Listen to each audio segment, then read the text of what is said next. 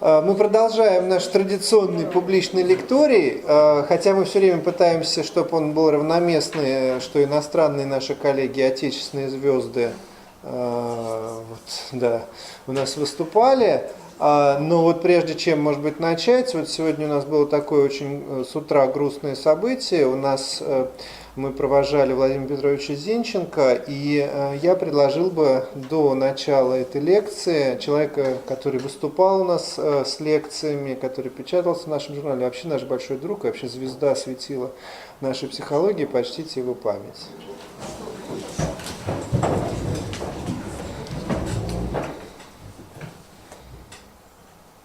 Спасибо. Ну, у нас все иностранные коллеги выступают, и сегодня у нас педагог-практик, Рени Барлоу, который много лет был и директором школы, и возглавлял всеканадскую ассоциацию по развитию научно-практического образования школьников, исследовательского, у нас бы это был бы там исследовательские, проектные методы в обучении. И сейчас Рени Барлоу отвечает за программу стратегического развития Всемирной организации МИЛСЭТ по поддержке научно-технического творческого образования. И вот Рени с нами уже 3 дня работал с представителями региональных отделений общероссийского движения творческих педагогов-исследователей. И мы с Рени договорились, что он прочтет у нас на факультете вот такую публичную лекцию, про то, что он занимается на практике, но он это постарался концептуализировать, как сделать так, чтобы познание, вот такое связанное с наукой, было увлекательным. Не как это было некое муштра и менторство, а как увлечь школьника научным познанием. Thank you. Good evening. Thank you for attending. Today I want to talk to you about inquiry, scientific inquiry and critical thinking skills in the classroom, and I don't plan to do a very academic presentation, but to give you a bit of historical perspective and also a Canadian perspective on how we got to where we are today in Canada with inquiry learning, and I hope that will be of some interest to you so you can compare it with your experience in Russia. Тема лекции заявлена на доске, на экране, но Рени постарается сделать ее не очень академической, а всего лишь показать историческую перспективу и немного канадского опыта, чтобы было интересно. И как вот inquiry — это запрос-вопрос, то есть как вот этот подход, когда дети сами спрашивают, как он реализуется у них на опыте. So interestingly, from the historical perspective, we actually need to start in the Soviet Union with Sputnik. Начинается все со спутника. Началось. Sputnik, as you well know, was an enormous technological achievement for the Soviet Union, for the world, and in 1957 it changed the world forever. However, there was great excitement in the Soviet Union. Everybody celebrated the achievement, but not so much in North America. Это было значительным техническим открытием, и если весь Советский Союз праздновал, то для Северной Америки это было несколько грустным моментом.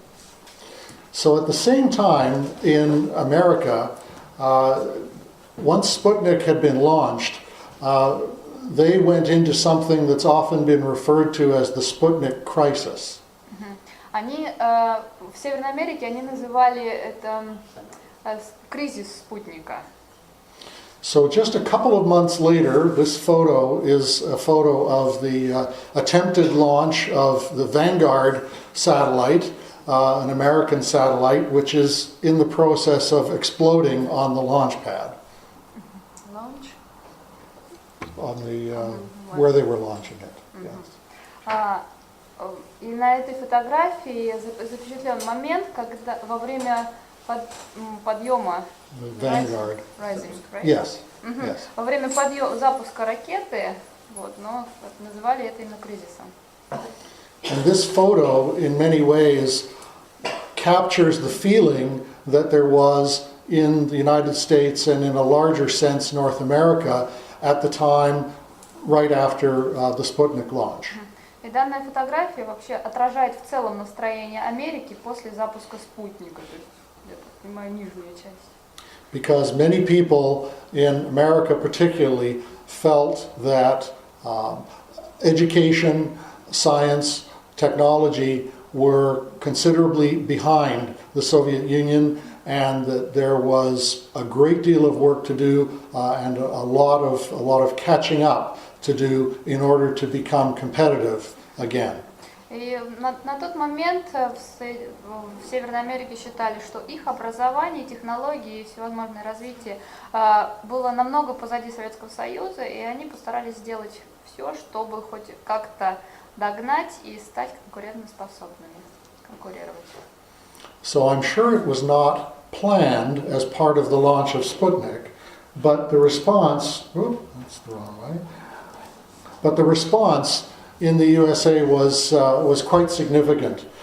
They finally managed to launch their first satellite about 3 or 4 months after Sputnik in January of 1958, so they felt proud again that they were back on track with their space program.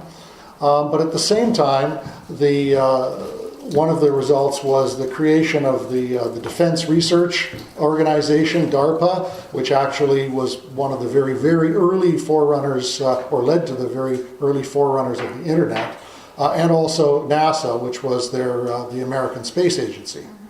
И спустя несколько месяцев после запуска спутника Америка запустила свой первый спутник, сателлит он назвал. И это далее последовали развитие таких программ, как DARPA, это предшественник интернета, НАСА и всевозможные защитные программы защиты. Also, at this time, there was an enormous investment in science and technology, and so you see a 400% funding increase to the National Science Foundation in the United States. That's an enormous amount of money poured into science and technology research in a very, very short period of time. И началось финансирование науки, показано на слайде, на 400%. И это очень огромная сумма, которая как-то постаралась продвинуть американскую науку. And of course, there was an increased focus on missile defense, as we all know. But the most important aspect for education was that there was also a major investment made in mathematics and science education in the United States, and shortly after that, in Canada, in Great Britain, and in many other countries around the world. На предпоследней строчке слово «missile» — это ракета. То есть Америка сфокусировала свое внимание на ракетах, ракетном вооружении, но к тому же огромные инвестиции были вложены в науку и в математическое образование. Science еще как естественно-научные предметы, то есть вот в эту сферу вкладывались деньги. Canada was actually not far behind. You may not know this, but Canada was actually the third country to launch a satellite into space in 1962. So we have our own space program, much smaller than the Russian space program and the American space program, but nonetheless very involved, and it had its beginning in September of 1962. Канада была третьей страной, которая запустила спутник в космос в 1969 году, и у них есть своя космическая программа. Она не настолько развернутая, как в Советском Союзе была или в Америке, но тем не менее есть, она имеется. Within education across North America, there were some things that followed as a result of the Sputnik crisis and the major investments of funding in science and technology education. One of those was the tremendous growth in science projects, student science research, and the events that we call science fairs across America and Canada. И со вкладыванием денег в науку началось развертывание таких проектов, как, например, научные ярмарки или научные проекты.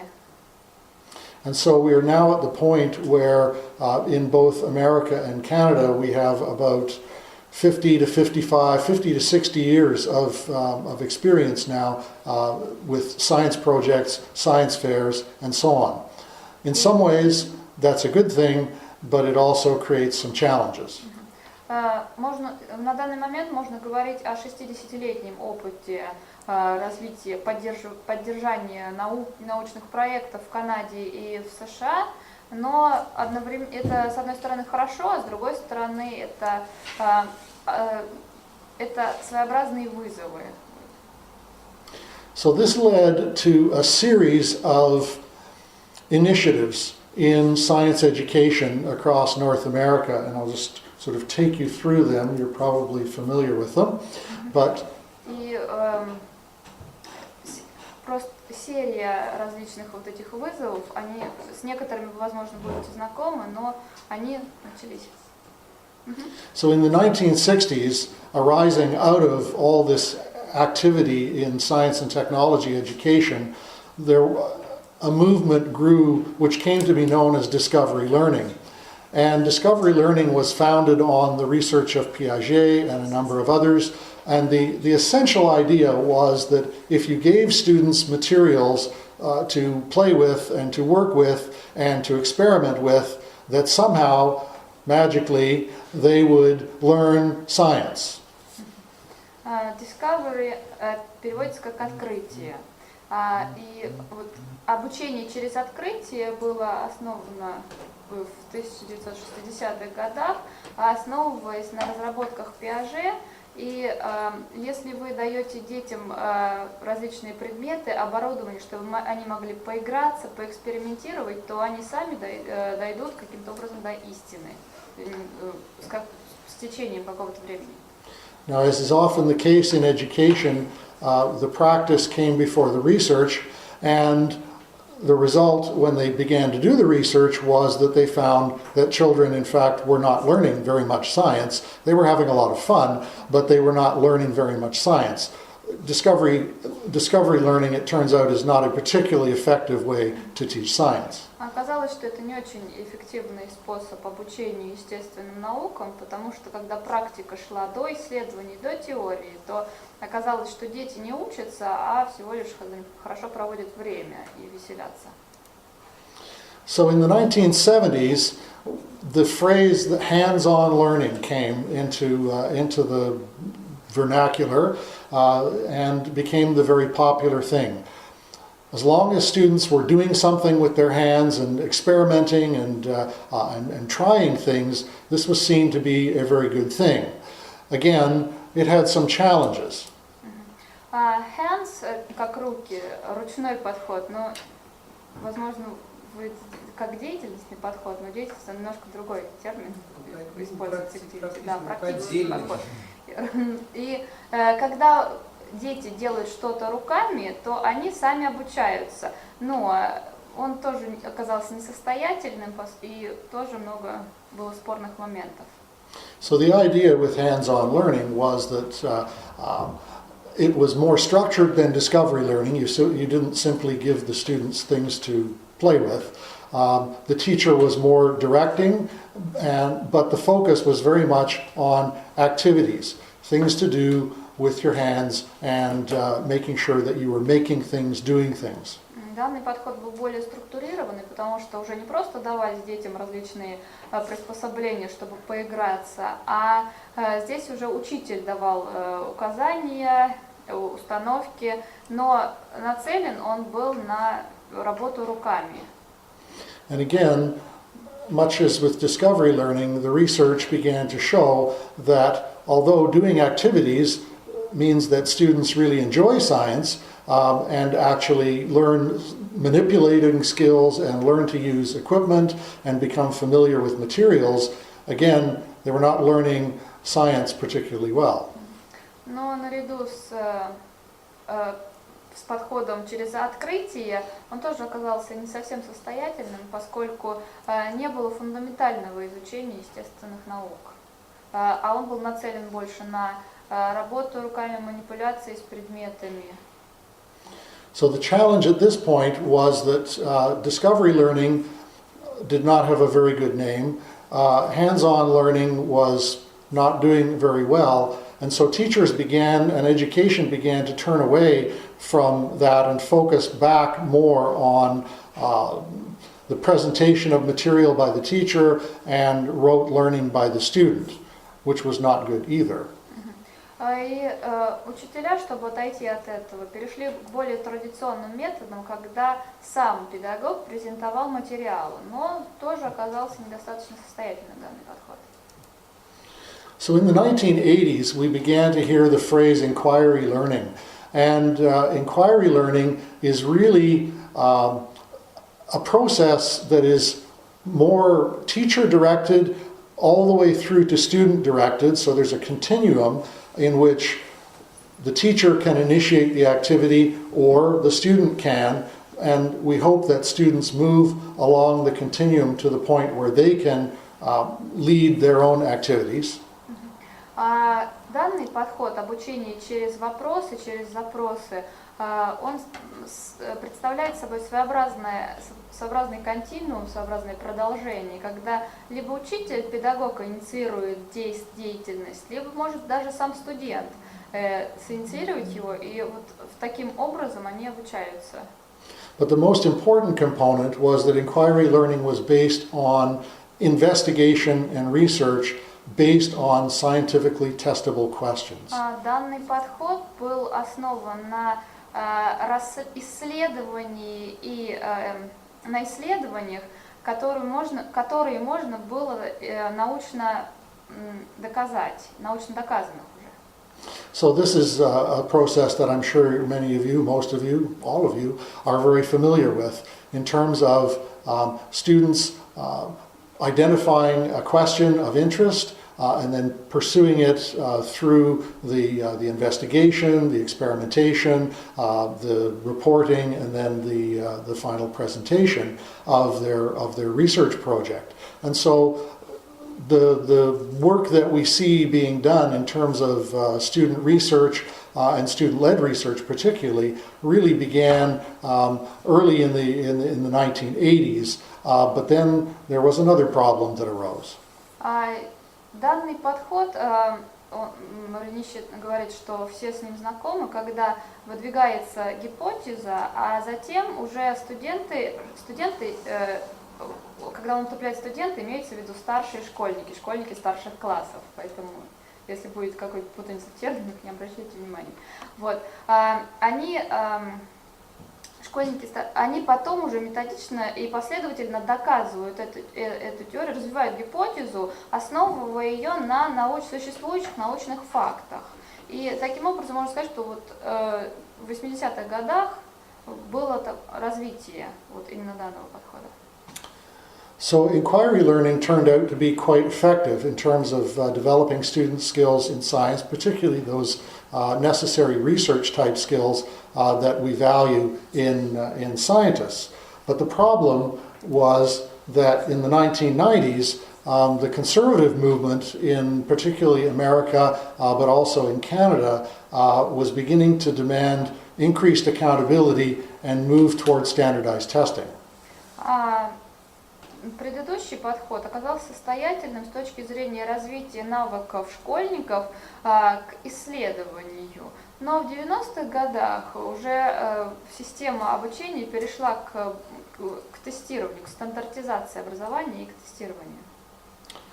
So while the focus was on accountability and testing, the classroom activity changed from inquiry-based learning back to teaching of facts and information and students memorizing things so that they would be well prepared for the test. И когда перешли к системе тестирования, то обратно вернулись к подходу, когда учитель объясняет материал, и школьники заучивают факты, даты, чтобы они успешно сдали тест.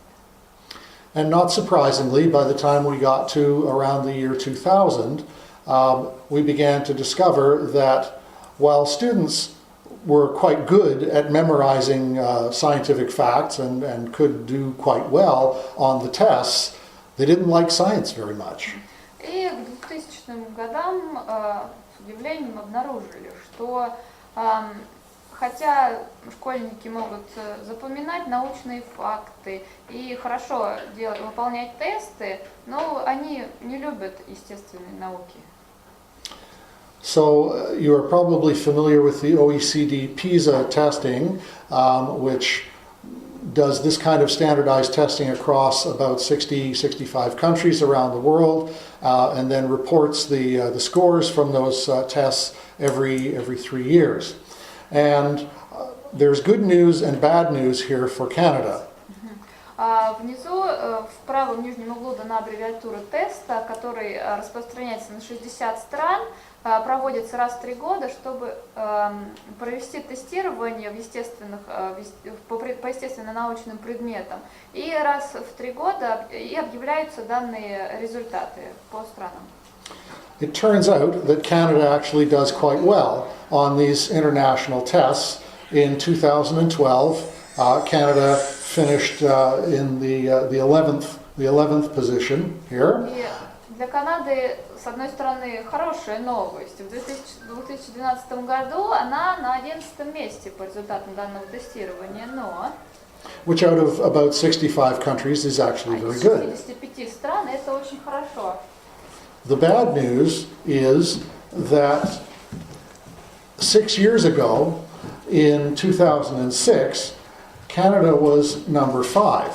Но в 2006 году Канада была на 5-м месте. Да, и тест проводится среди 15-летних школьников. And in 2009, Canada was number 8. А в 2009 году Канада была уже на 8-м месте. So, one of the issues that we are dealing with in Canada is that although our students do quite well, other countries are getting better. И печально то, что хотя Канада неплохие результаты показывает, но другие-то страны лучше.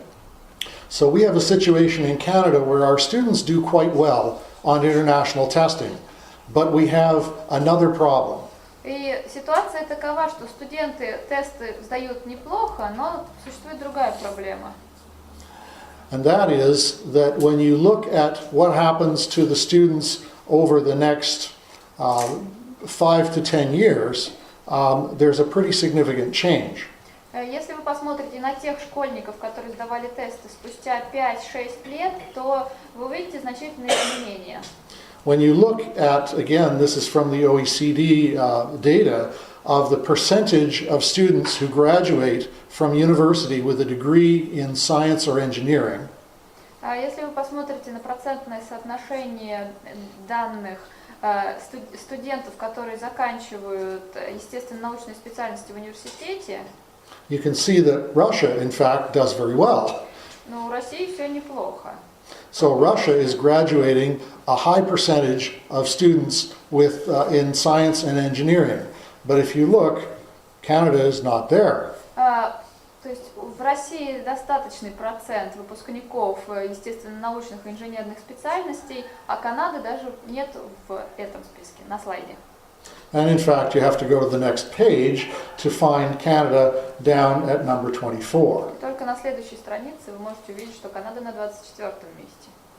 And the only good news out of this for Canada is that the United States is number 31.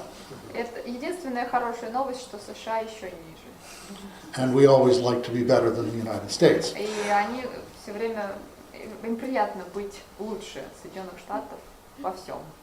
But this is a concern for Canada and for Canadian education.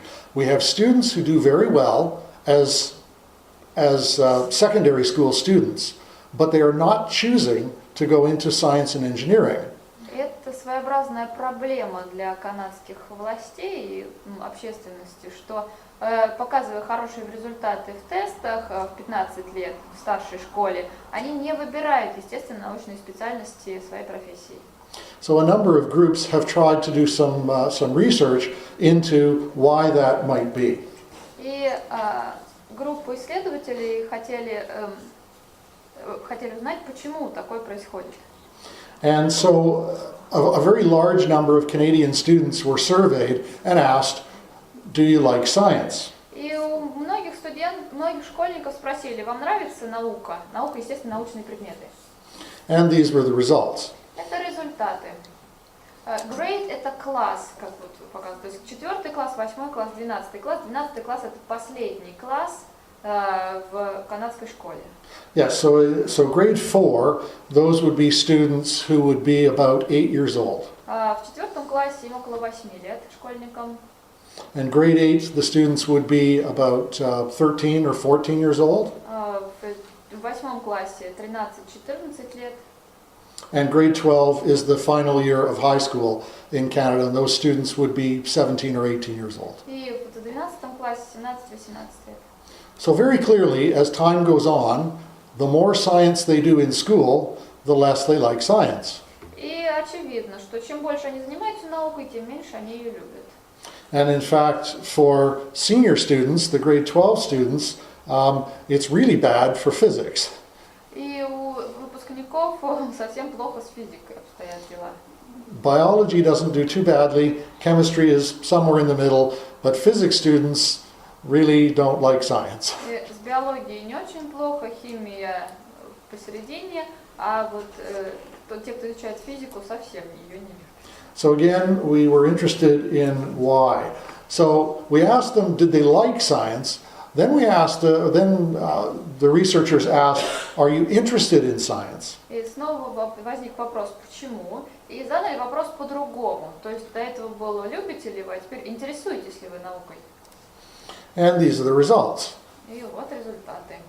And interestingly, the amount that it drops is not nearly as much as those who like science. So we think that Canadian students actually are more interested in science than they show in school. И здесь падение не столь значительное, как показано на этом слайде, и стало понятно, что на самом деле школьники более заинтересованы, естественно, в научных предметах, чем они показывают или отвечают. And one of the questions that we also had of these data, and I'm also often asked this, particularly when I'm talking with people in Europe, is what about the gender difference? What about boys versus girls? И следующий вопрос, который также часто Рени задает в Европе, это есть ли гендерные различия между мальчиками и девочками, то есть как они любят и в каком возрасте. And it turns out that in Canada there's very little difference. И в Канаде почти нет разницы. Boys and girls are almost equally interested in science, which is very good news. That turns out not to be the case in Europe, in many countries. В Канаде, если можно судить по слайду, да, почти одинаково, то в Европе немножко другие цифры. So we're very pleased with these data that show that there is hope that we can continue to foster their interest in science. И вот в Канаде довольны такими результатами, потому что надеются, что можно поддерживать интерес в науке для всех. So after looking at all the data, they tried to extract what were the things that actually made a difference for students, and in terms of liking science and being interested in science. И попытались разделить эти вопросы и понять, что значит любить, естественно, научные предметы, и что значит интересоваться ими. And there were essentially three things that needed to be in place in order for students to see science as worth studying. One, it needed to be fun. And that is one of the things that we have a tendency sometimes as educators to forget. Выяснились три базовые вещи. Fun, как и веселье, inspiration, вдохновение, и important, важность. И что касается первого пункта веселья, то о нем часто забывают. And of course, as was mentioned, inspiring and important are key factors there. The other interesting thing that was learned from the data, and that is that ages 12 to 13 are very critical times for students to decide whether they are going to be science students or not. И второе, что выяснилось, это что возраст 12-13 лет является критическим для школьников, когда они решают, будут ли они заниматься наукой или нет, естественно, научными дисциплинами или нет. Now in Canada, in secondary school, once students reach grade 10, so that is when they are about 16 years old, in grade 11 and grade 12, they can choose whether they want to take science or not. И в 11 классе, когда им около 16 лет, закончив 10, школьники могут решить, будут ли они специализироваться в естественно-научных предметах или нет. So this idea that 12 and 13-year-olds are actually making that decision already about 4 years before they actually have to make that decision in school. И получается, что в возрасте 12-13 лет за 4 года до того, как они официально решают, у них уже сделано решение.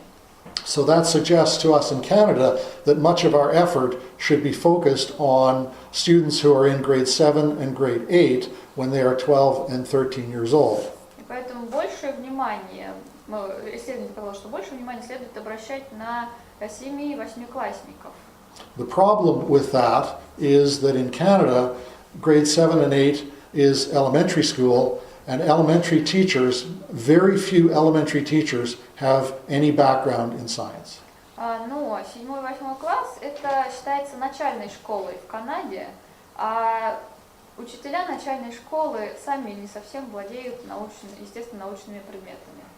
The science specialists, the people with the qualifications and a university degree in science, teach secondary school in Canada. И учителя, у которых есть уже университетская степень, они в старшей школе преподают. The good news, we had inspiring, important, and fun. When we survey 12 to 18-year-olds across Canada, almost 70% think that science is important. So that's good. И хорошей новостью оказалось то, что 12-13-летние дети сказали, почти 70% опрошенных сказали, что важная составляющая, третья составляющая, важность, она действительно важна. Oops. Yeah. But when we ask students to describe science according to their age, they were asked 6 different characteristics of science. The first one was, is science cool? И при следующих вопросах были даны 6 характеристик науки, но именно с учетом возраста, потому что первая колонка, является ли наука cool, переводится на сленге как клевый, или клевый, замечательный, то есть является это здорово, здорово ли заниматься наукой. And it turns out that science being cool and science being fun are almost exactly the same. И оказалось, что вот это слово cool и веселье, они почти одинаковые. And inspiring doesn't change very much. А слово вдохновение почти не изменилось. Показатели. However, when you look at school experience and you ask them about how they feel about science, students, as science goes on, it becomes more boring. Но с течением времени наука становится более скучной. But only a little bit. Но только слегка. However, it appears to become much more difficult and much more complicated. С возрастом она становится более сложной. Но difficult и complicated, они синонимы по языку. Но difficult, если для осознания, то complicated это где логические цепочки нужно делать. Вот так их разделить. So we're beginning to get a picture of what it is that is problematic for students in Canada staying in science. И выяснились причины, почему тяжело школьникам быть в естественной науке. And I mentioned that students have a choice after grade 10, so in grade 11 when they are about 17 years old, and in grade 12 when they are about 18 years old, they can choose whether or not to take science, and the news is not very good. И как уже было сказано, школьники могут решать первый раз в 11 классе, а второй раз при выпуске, будут ли они заниматься данным предметом.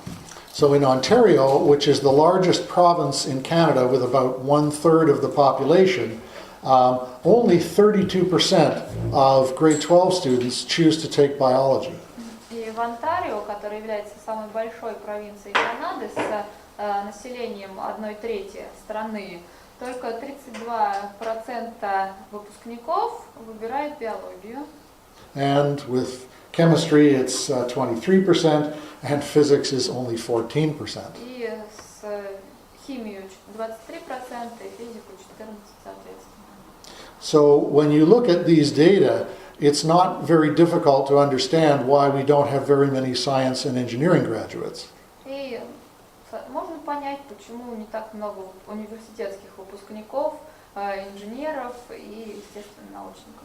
So the challenge for us in Canada is to get more students to stay in science and technology, and we see that it needs to be more fun, more cool, more inspiring, and less complicated and less difficult. Now that doesn't mean we just make it easy, but it means we need to change how we teach the students and how effectively we engage the students in actually doing science that means something for them. И по результатам исследований стало ясно, что науку нужно сделать веселее, наверное, престижнее, если more cool, но менее сложной и менее скучной. Это не значит, что она должна быть совсем легкой, но преподносить ее таким образом. So, one of the things that we have asked as an organization, and I was the executive director for Youth Science Canada for 11 years, hockey in Canada is the biggest sport and people are fanatic about it, much as I think they are in Russia.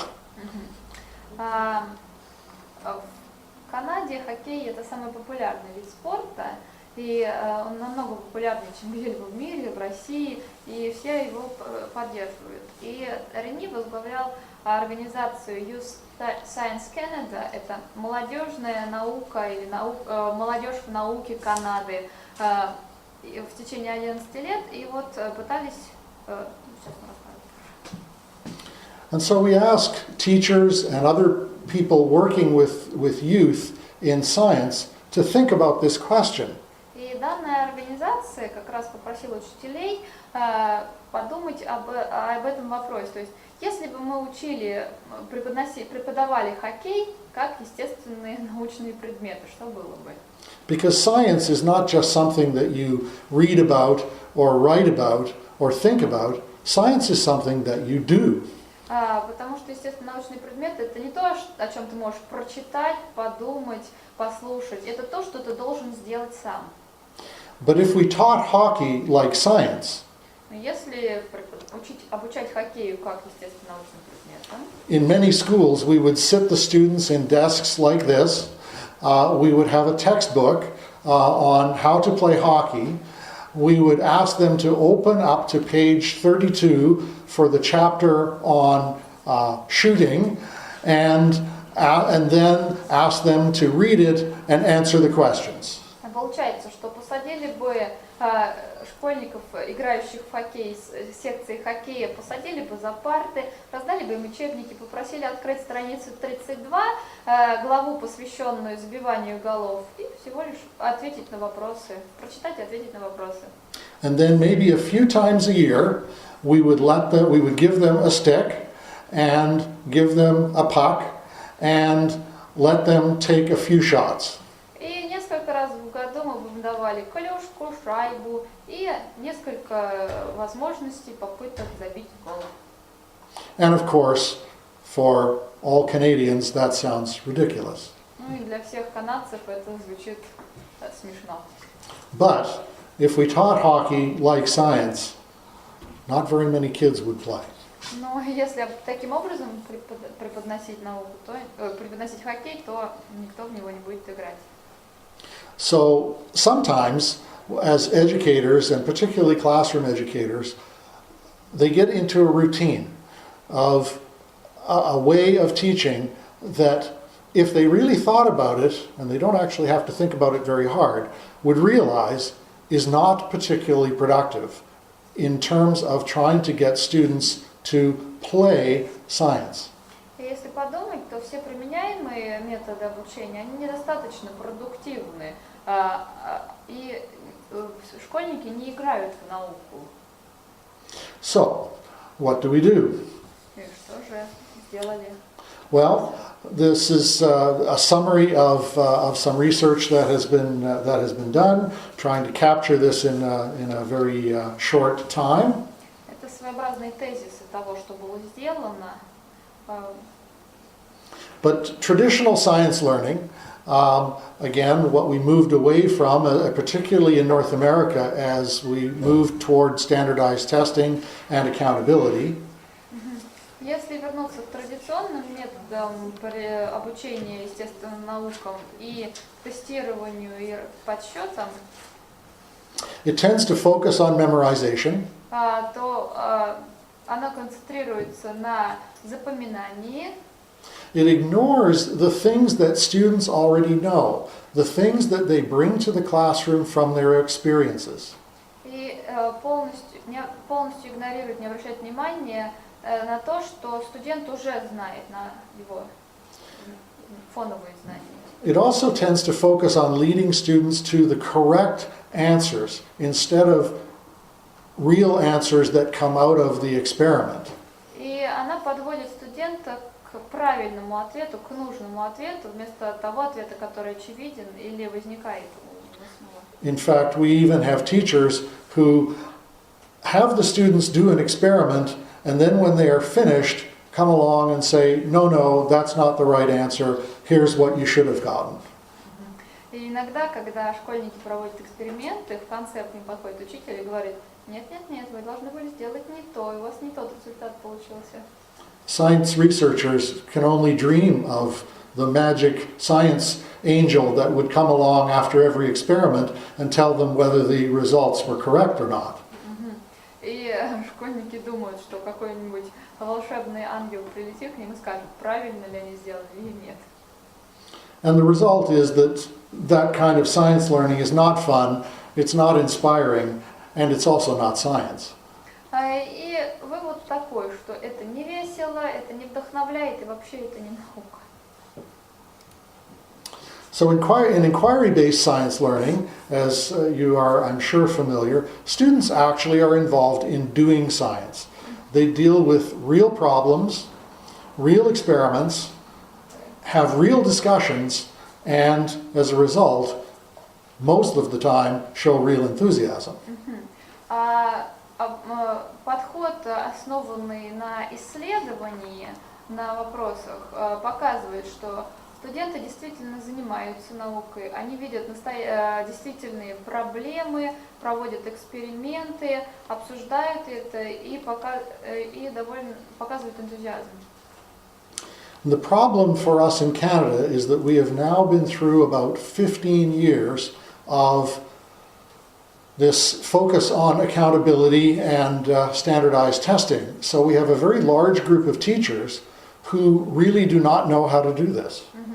И так как на протяжении длительного периода времени образование в Канаде было направлено на выполнение тестов, то многие учителя просто не знают, как преподнести такой подход. However, the government curriculums across the country are now requiring teachers to engage their students in inquiry-based learning. Но стандарты Канады, государственные стандарты, требуют от учителей преподавать естественно-научные предметы, основываясь на данном подходе. And as a result, the teachers don't really know what to do. И в результате учителя не совсем понимают, что им нужно делать. So, in summarizing some of the educational research of how you actually do this, there seem to be about three things that come out of this. One is to work with engaging materials, materials that are interesting for students.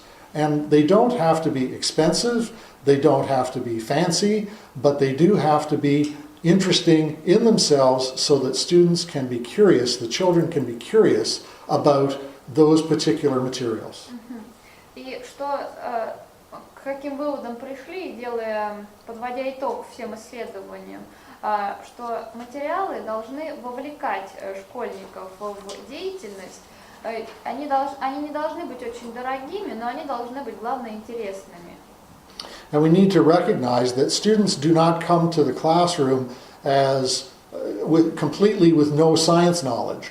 They in fact have 11 years, 12 years, 15 years, 18 years of science knowledge. It may not be very scientific, but it's knowledge that they have built up over their lifetime. Следует помнить, что школьники приходят в класс, не зная науку вообще, а что у них был уже там 11-летний, 13 или 15-летний опыт науки, основываясь на их собственном опыте. С точки зрения педагогики, если это не совсем научные знания, то они-то все равно видели мир, познавали мир и природу. And the third strategy is to reflect science more authentically by encouraging real discussion in small groups of students. After they have had an experience with the materials, to have them really talk with each other about what they think is happening, what they saw, and what they're concluding, because they learn to formulate their ideas more clearly as a result of discussions, not with the teacher, but with each other. И третий подход – это своеобразная ролевая игра, когда школьники должны обсудить, в микроисследовательских группах должны обсудить результаты, поспорить, предложить свои идеи, и это не инициируется учителем, а они делают это сами. So, one of the reactions to this is to go back to that hands-on education. So a lot of activities, some teachers felt that as long as the students were doing something, it must be good.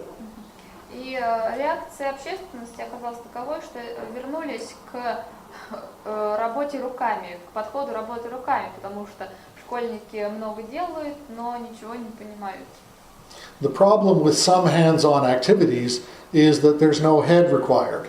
Но при работе руками не требовалась голова.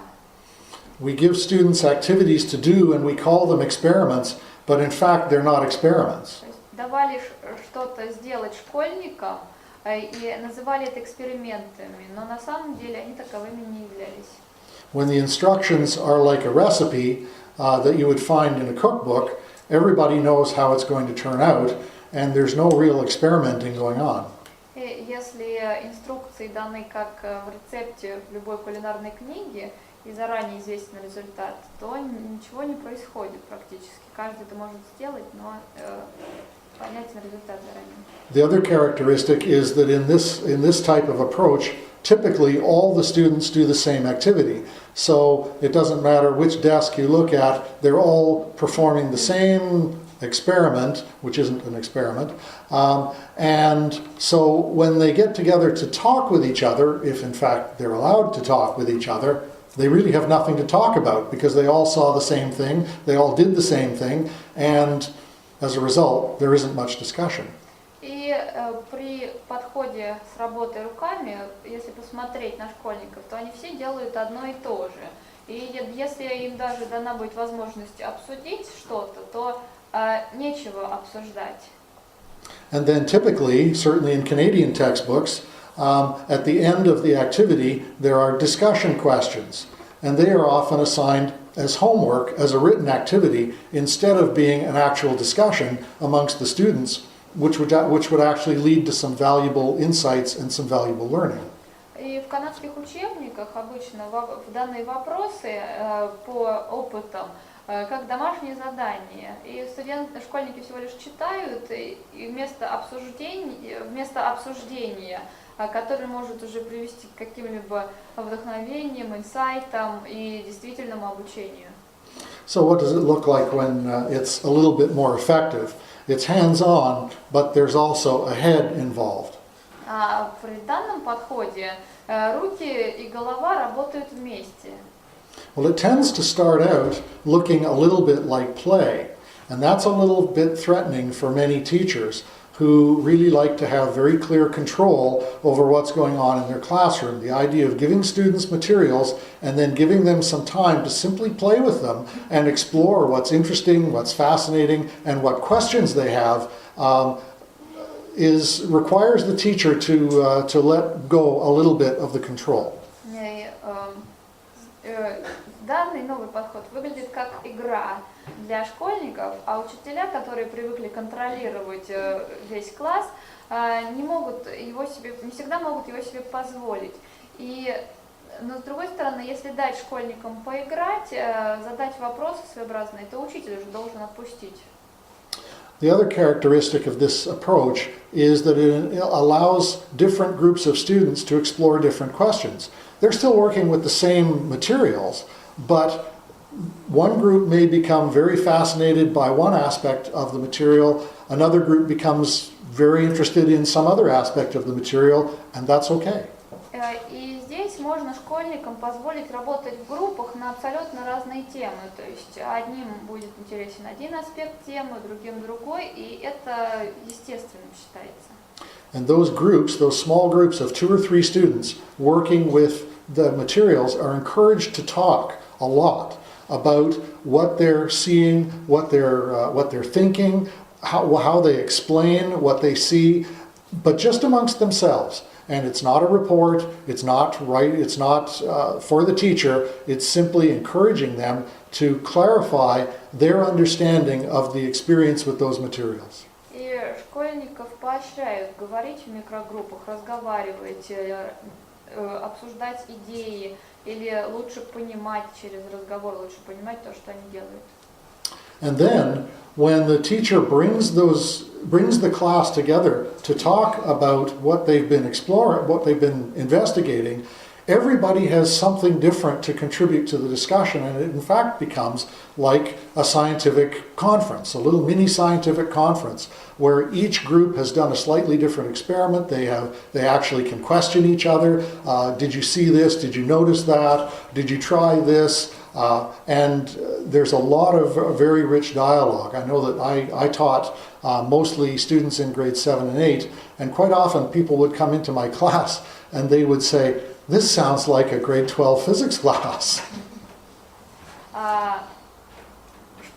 Школьников, когда уже было групповое в классе обсуждение пройденного материала, пройденной темы, то школьники уже делились своим опытом, своими наблюдениями, могли задавать друг другу вопросы, и все это выглядело как научная конференция. И Рени в основном учил в 7-8 классе, преподавал, и когда у него происходили на занятиях такие обсуждения, то приходили другие учителя и говорили, это как в выпускном классе у вас обсуждают. And I have seen situations, certainly in my own classes, where the students got so excited about what they were working with and what they learned and what they had found out about that particular material that they were literally jumping up and down. They were so excited. И настолько студенты были вдохновлены тем, что они сделали, что литературно выражаясь, они просто прыгали от счастья, от вдохновения, удовольствия. And we clearly need more students that excited about science. Ну и, естественно, нужно было больше школьников, настолько вдохновленных естественными науками. So one of the things that I looked at, I actually did a master's thesis in inquiry education, and I was very interested in this question of, how do we get students to develop better understanding of scientific ideas? И Рени заинтересовал вопрос, как развить в школьниках это научное мышление, как им привить данные идеи. And one of the things that shows up in the research and certainly showed up amongst my students is that, as I mentioned before, students come to class with some very clear ideas about how the world works. И следует помнить, что школьники, когда приходят в класс, они уже знают, как устроен мир. So if you work with very young children, for example, and you ask them, what happens when you drop something? Если с маленькими детьми вы работаете и спросите их, что случится, если вы что-нибудь бросите? Most of them will tell you that when you drop things, they fall down. Ну, они, соответственно, ответят, что когда вы бросаете что-то, это падает. And if you ask them, what if you drop a heavy thing and a light thing? They will tell you that the heavy thing will fall to the ground faster. Если вы спросите, что случится, если вы одновременно бросите тяжелый предмет и легкий предмет, и большая часть школьников ответит, что тяжелый пойдет быстрее. Which, of course, is not what we want to hear as science teachers.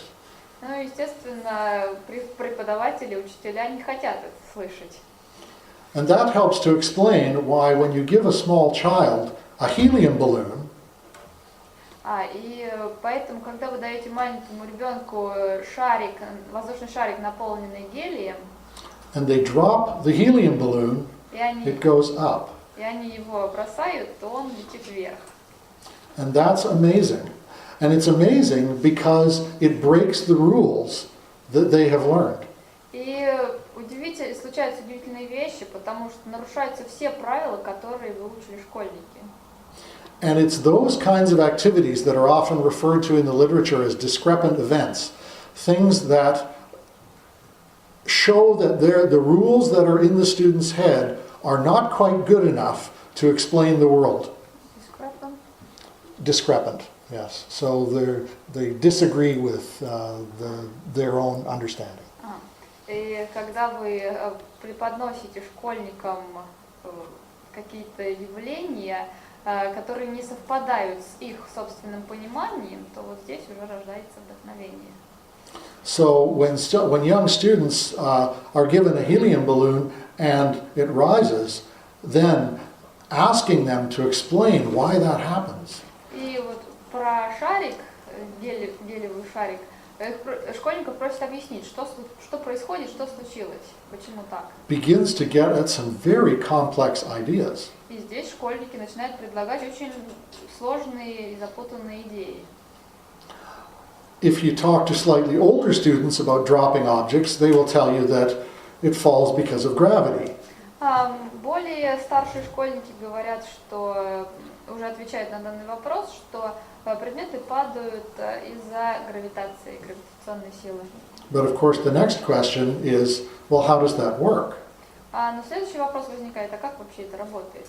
And of course, physicists don't know. Ну, естественно, физики не знают. So, and that's okay to tell kids. И говоря о детях, это нормально. Because the children that we work with need to understand that science has not answered all the questions. Школьники должны понимать, что наука не отвечает на все вопросы. But we do have ways of explaining why helium balloons go up, why large, heavy things and light things fall at the same rate. Но мы можем объяснять, почему шарик летит вверх, а тяжелые и легкие предметы падают одновременно. And those kinds of answers and thinking about those kinds of questions is quite fascinating for children. И ответы на эти вопросы, они увлекательны для детей. So this knowledge that they bring to the classroom is what I refer to as principled. It actually makes a lot of sense and fits with their world very, very clearly. So when a teacher comes along and simply teaches the idea that light things and heavy things fall at the same rate, the student in their head says, no, they don't. И первый подход, в первом подходе школьники сами отвечают на вопросы и видят, как работают вещи. А если просто объяснять теоретически науку школьникам, то у них в голове уже готовы ответы, что нет, это не так. And the only way to deal with that kind of situation, and it's all the various scientific concepts, the only way to deal with that is through experience. and experiments and activities and research. И единственный ответ – это изучать науку через опыты, через исследования, через эксперименты. We like to think as teachers that all our students will simply believe us. Учителям всегда приятно осознавать, что школьники просто на слово поверят им. But there's a great deal of research that shows now that even into adulthood, children and adults don't believe what their teachers told them. Но даже взрослые могут сказать, что они не верят учителям и тем вещам, которые им рассказывают. And it's not so much that they don't believe them, it's that they don't use those scientific ideas to explain their world. И дело не в том, что они не верят, а в том, что они не используют научные идеи, чтобы объяснить, как устроен мир и как устроен мир вокруг них. So what can we do to get students to understand? И что же сделать, чтобы школьники поняли? The first aspect is to encourage students to make their understandings explicit. Первоочередное, что нужно сделать, это сделать объяснение простым. So we need the students to talk about how they understand. We need them to draw how they understand. We need them to write about what they understand. Not the answers that we want them to necessarily have, but we want them to get their ideas out so that we can begin to learn what their thinking is. Школьникам предлагается написать, нарисовать, рассказать о том, что они понимают, и не дать готовые ответы из учебника, а именно то, что видят они.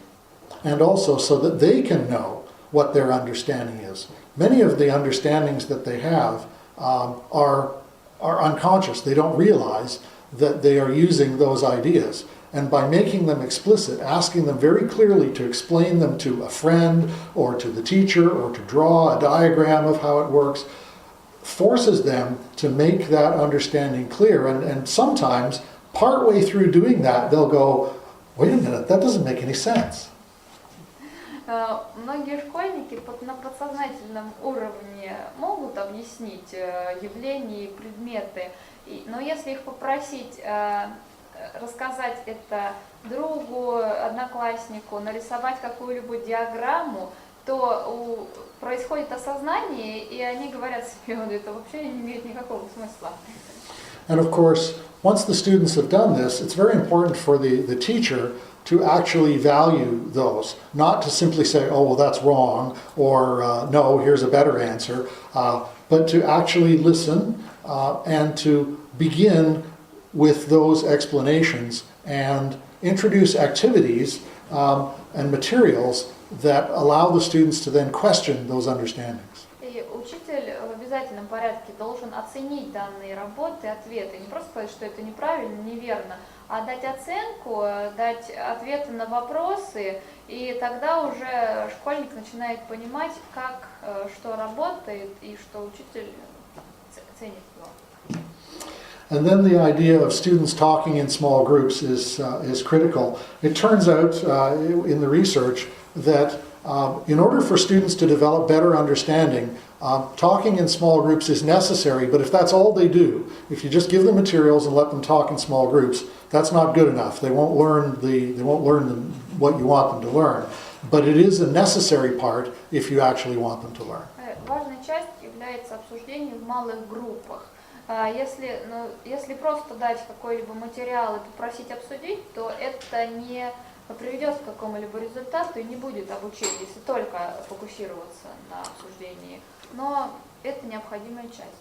And we need to encourage this exploratory talk, this discussion that happens in the group around these materials, so that students can actually be clear about what their understanding is. И следует поощрять дискуссии в малых группах, чтобы школьники могли для себя уяснить, чем они занимаются, как они понимают. But quite often as teachers, we actually prevent this from happening by giving too much structure when we ask the students to work in a small group. We give them a very clear set of questions or a very clear task or whatever, when what we really want them to do is just have a discussion about the materials that they've been working with. However, that only works if the materials are actually interesting. А учителя очень сильно структурируют материал, дают уже готовы, очень ясные и простые вопросы предлагают, и хотят, чтобы школьники работали в парах, в группах, исследовали. Но школьники занимаются исследованием только когда им это очень интересно. So in summary, there are three things that are sort of essential components here. The hands-on activities, the activities that we're used to engaging students in, but they have to be interesting and accessible. They don't have to be complex, they don't have to be expensive, but they do have to be interesting and engaging for that age of student. В заключении выделяются три компонента, три составляющих. Первое – это работа руками, которая должна быть интересной, но не очень сложной. And the students have to have an opportunity to play with those materials for a reasonable period of time in order to generate questions. И следует давать школьникам возможность поиграть с предметами, с материалами какое-то время, чтобы они начали задавать вопросы. And we need to focus also on what the students' ideas are, because the students are the ones who need to actually construct a new understanding. It's not so much the teacher. And the teacher, we've learned in the research, cannot give the student a new understanding. The student has to recreate their understanding, change their understanding, and so that's the process that they need to go through. И следующий пункт – это идеи самих школьников. Они должны, учитель должен поощрять их продуцировать идеи, потому что именно так рождается понимание. Не учитель структурирует понимание в голове у школьника, а оно должно возникнуть самостоятельно. And then the third point is that the key strategy for doing this is small groups of 2 or 3 students. Третий уровень уже работа в малых группах по 2-3 человека. Because they can have a meaningful discussion amongst themselves, explore how each other understand it, ask each other questions, and so on, and come to some conclusions that they can then share with the entire class. И в малых группах они уже делятся друг с другом, как что понял, обсуждают, и потом делятся этими идеями со всем классом. So, what do we do about this? In Canada, the organization that I ran for 11 years, our solution was to develop a teacher training program. And we called it Smarter Science, and in French, Éducation. And the focus of Smarter Science was to teach teachers how to do this process more effectively. В организации, которую Рени возглавлял 11 лет, поставила своей задачей научить учителей преподнесению естественно-научных предметов через исследование. Это как курсы повышения квалификации. And one of the first things that we did in developing Smarter Science, because we really wanted to do this for all teachers, it didn't matter whether they taught in first grade or grade 12, we wanted to make sure that all teachers were working from the same basis. So we developed this poster. It's a single page that lists 35 different skills that students need to learn as part of doing science, starting in the very earliest age all the way through to graduation.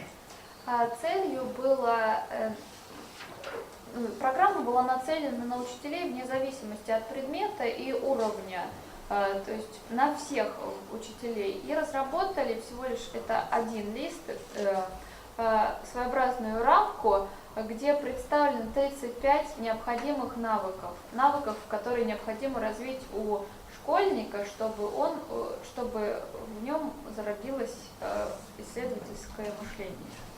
And the idea for teachers is that using this framework, the 35 activities on there, every activity that they do with their class needs to include 2, 1, 3, 4 of those activities. There's not a particular, well, there is a bit of an order to them, but they don't go in a sequential fashion. Но не на каждом занятии, естественно, необходимо развивать все данные навыки, и они не идут в строгой последовательности. То есть, может быть, 1, 3, 5 на уроке всего лишь. И если здесь они упорядочены, то на занятии это не обязательно.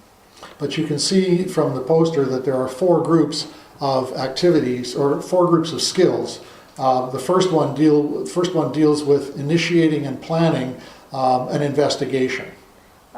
Но здесь навыки разбиты по 4 группам. Первое – это инициатива и планирование.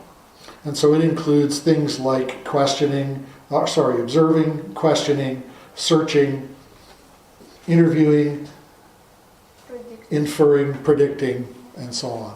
Данная группа включает в себя observe, наблюдение, observing, questioning, задавание вопросов, постановка вопросов, search, поиск, interview – это беседа, вопросы,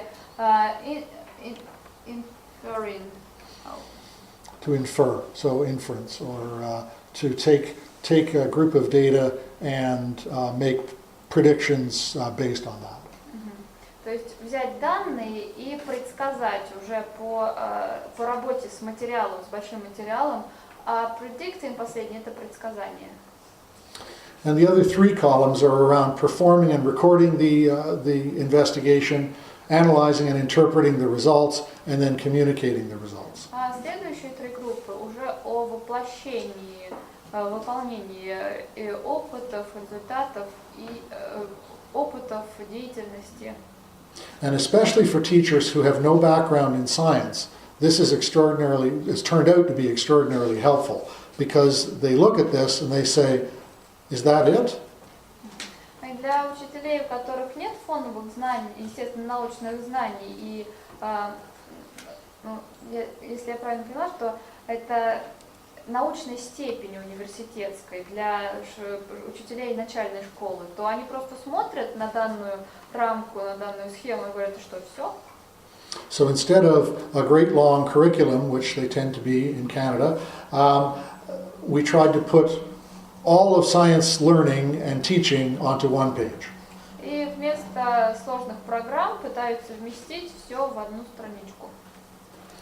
So we then have a book to go with it that takes each of those skills and provides a more detailed explanation of those skills. И, соответственно, выдается книга, которая уже подробно объясняет про каждый навык. And then we run workshops where the teachers begin by being the students, and we actually have them work with interesting materials, develop questions, and then work through the process of refining those questions so that they can be tested. И для учителей даются мастер-классы, где они работают с интересными материалами, и становятся школьниками сами. И их поощряют задавать вопросы, и всевозможную исследовательскую деятельность их поощряют. So by the end of the one-day workshop, they are able to go back to their classroom and do the initiate and plan group of activities with their students and take their students through the process of generating a very good question. И после первого дня мастер-класса учителя уже могут прийти в свой класс и поработать с первой группой навыков, и так, что их ученики начинают задавать вопросы, начинают ставить вопросы. And over the 3 years that we have run it since from 2010 to 2013, we've actually trained teachers in 8 out of the 13 provinces and territories. We've trained over 4,000 teachers. We have 32 teachers who are certified to actually train other teachers. We've done the workshops and the materials and made them available in English and French. And as a result, it's had an impact on about 200,000 kindergarten to grade 12 students. На протяжении 3 лет в 8 провинций из 13 Канады было охвачено, 4000 учителей подготовлено, 32 из них стали сертифицированными специалистами для проведения мастер-классов, языки английский и французский, а это оказало влияние на 200 тысяч учеников, начиная с К это детский сад, а 12 это 12 класс школы, то есть от детского сада до выпускников. So the goal of all of this, of course, is to get more students doing science. I'll just give you a very quick run through of our sort of science fair program and how that works. Our science fair and science research projects are based on 7 challenges. In the past, we used to use the traditional approach of physics, chemistry, biology, computer science, biotechnology, and so on. And what we found is that many students did not find that very interesting or challenging. Что касается научных ярмарок, то сейчас Рени даст краткий обзор того, что они сделали. Если раньше данные конкурсы базировались на традиционных подходах, таких как биология, химия, физика, компьютерные науки и биоинженерия, то представители организации Youth Science Canada пришли к тому выводу, что это не соответствует действительности, и сейчас базируется на 7 челлендж, это как вызов, своеобразных темах, пунктах, вызовах. So what we did was look for issues in the world and in Canada and in communities, issues that and problems that needed solutions, and those ended up as the 7 challenges, which you see listed there. And the idea is for students to either do research or come up with some kind of innovation, usually an engineering type innovation, to address a problem in one of those 7 areas. Данные пункты возникли из вопросов, которые задавались, что сложного, что происходит в мире и в Канаде, на какие вопросы следует ответить. И 7 пунктов, они перечислены на слайде. Discovery – открытие, Energy – энергия, причем энергия в широком смысле, как энергосберегающие технологии, так и продуцирование энергии, Environment – окружающая среда, Health – это здоровье, Information – информация, информационные технологии тоже в широком смысле, in a wide sense, right? Инновации, понятно, и ресурсы, это ресурсы тоже в широком смысле. То есть это вот 7 таких. Yes, and resources includes things like fisheries, mining, agriculture, forestry, anything where we take the natural resources from the country and turn it into products. Ресурсы это шахты, это нефть и газ, Полезные ископаемые. Все в широком смысле. Агрономия. So we have every year about 500,000 students across Canada doing some kind of science project. В настоящее время более 500 тысяч школьников занимаются научными предметами, научно-естественными. And then out of those 500,000 students, they are divided amongst 103 regions across the country. The map, you can see there are little red stars all over the map to show you where the regional fairs are, and most of them are concentrated down here where the larger cities are in Canada, but we also have them in some of the very northern and remote areas of the country as well. Красные звездочки на карте Канады – это места, где проходят научные ярмарки, то есть в 103 регионах. И большинство сосредоточено на юге, где самые большие города находятся, но также на севере, в отдаленных провинциях, в отдаленных местностях можно это видеть. So these are the regional contests that are held every year, 103 of them. То есть здесь проводятся региональные этапы конкурсов в 103 регионах ежегодно. And we have about 25,000 youth who participate in those, mostly students in grades 7 to 12, so students who are about 12 years old up to about age 18 or 19.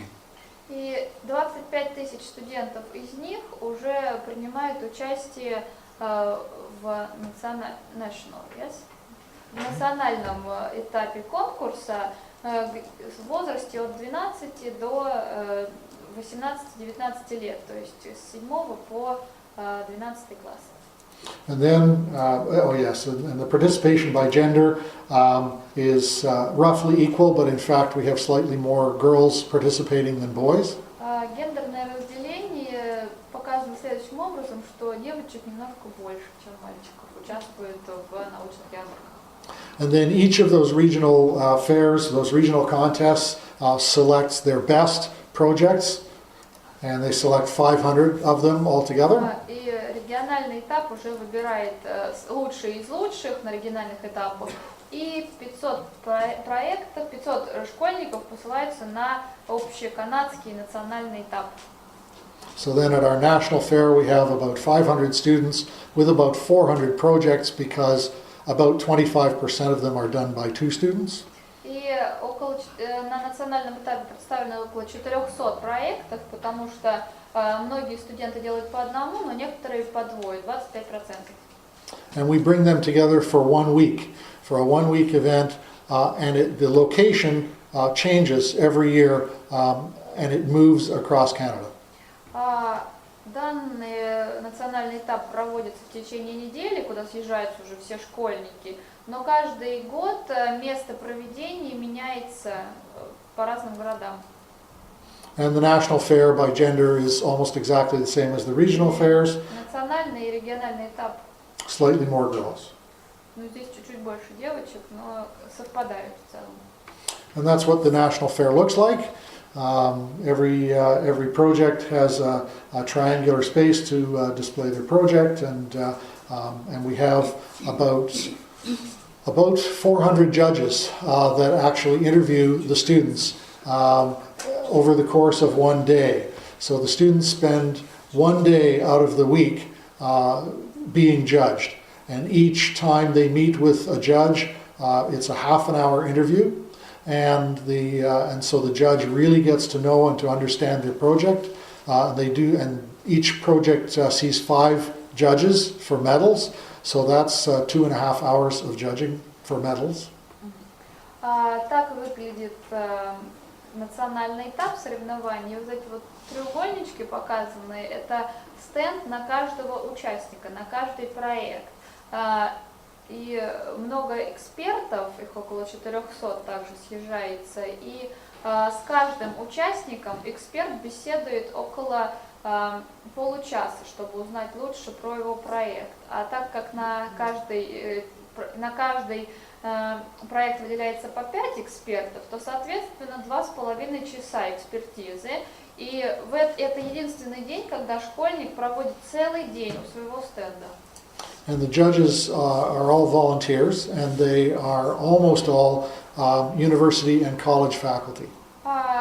Эксперты, они волонтеры, и в основном являются преподавателями местных университетов или колледжей.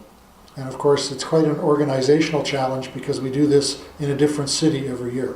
И очень сложно организовывать, потому что каждый год в разном месте проводится. But the judges have 2 roles. The first is to assess which projects are the best projects.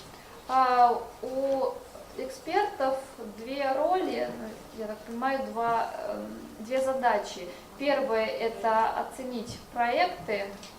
And then the second one is to have a conversation with the students to help them to improve their project and also to inspire them to consider science and technology as an education and as a career.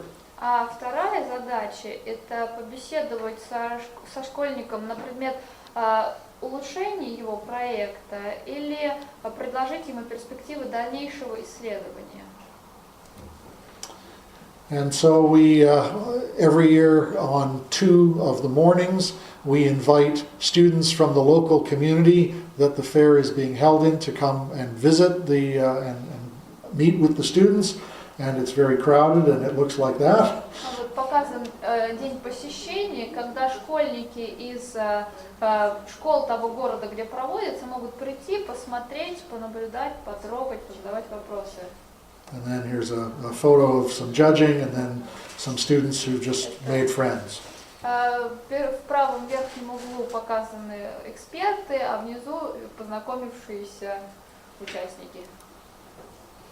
And then the rest of the week is spent on a variety of activities, some scientific activities, some cultural activities, some just fun activities, and then at the end of the week we have a big award ceremony.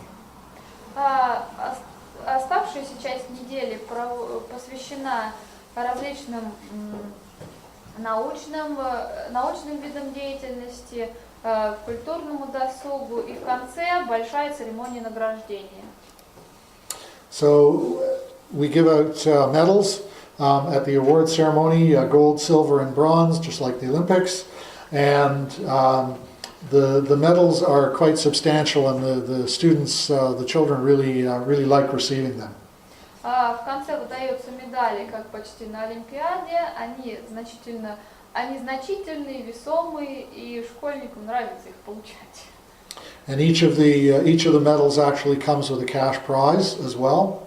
С каждой медалью выдается денежный приз, наличными деньгами. And so when you add up all the cash awards that go with medals and so on, the scholarships from 6 different universities, trips, and a variety of other things, the total is about $1 million Canadian, or about 32 million rubles. И наряду с денежными призами медалистам также выдаются стипендии 60 университетов Канады на обучение или какой-нибудь поощрительный приз поездка. И бюджет призов и награждений это 1 миллион канадских долларов или 32 тысячи рублей. So this provides quite an incentive for students to participate. And this money, and of course that's the next question, is where does this money come from? I'll tell you in a minute. Anyway, this is what the award ceremony looks like, and of course the students are very happy. We try to make it a bit of a spectacle with music and lights and smoke and all kinds of fun, and so that the students really feel like their efforts have been celebrated at the end of the week. Так выглядит церемония награждения. Стараются сделать настоящее шоу, зрелище, где много музыки, много огня, чтобы школьники почувствовали значимость этого события. And you might be wondering who pays for all this.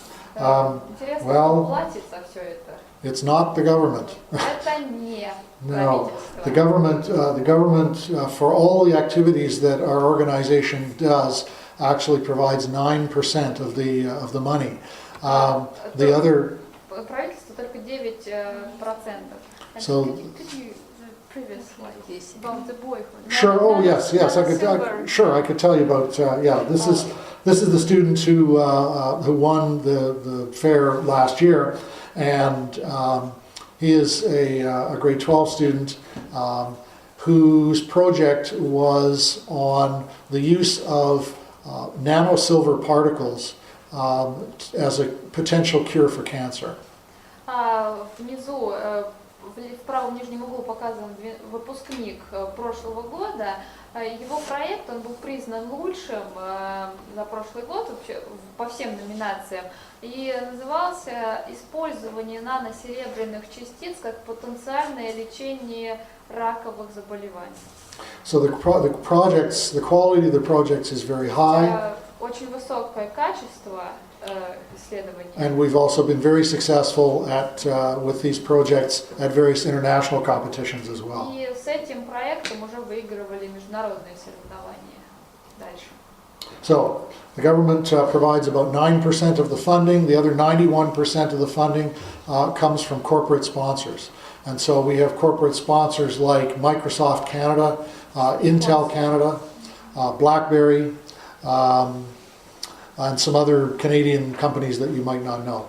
Остальная часть дохода приходит от корпоративных спонсоров, негосударственных спонсоров, например, Microsoft, Intel и другие канадские организации. So quite often people want, and even in Canada, we are always saying the government should do more, the government should support this and should give us money. But the reality, certainly in Canada, and I know here there's a challenge as well, is that governments only have so much money. And so we've been very successful at going out and convincing sponsors that they need to invest in youth to ensure that there will be promising, bright young people to hire when they go to hire future employees.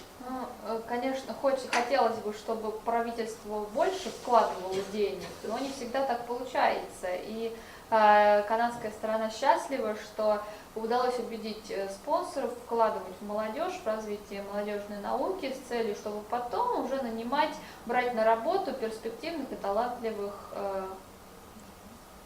школьников. Ну, сейчас школьники. So that gives you a sort of historical overview of what's happened in North America and in Canada in more detail. Исторический обзор того, что происходило. Also looked at a little bit at some of what we're trying to do in Canada in terms of encouraging students to participate and to continue in science education and for teachers to make science more interesting, more fun, more engaging, more inspiring. And then finally a little bit about our contest structure and how that works. So I hope that information has been useful to you, and if you have any questions, I'd be happy to answer.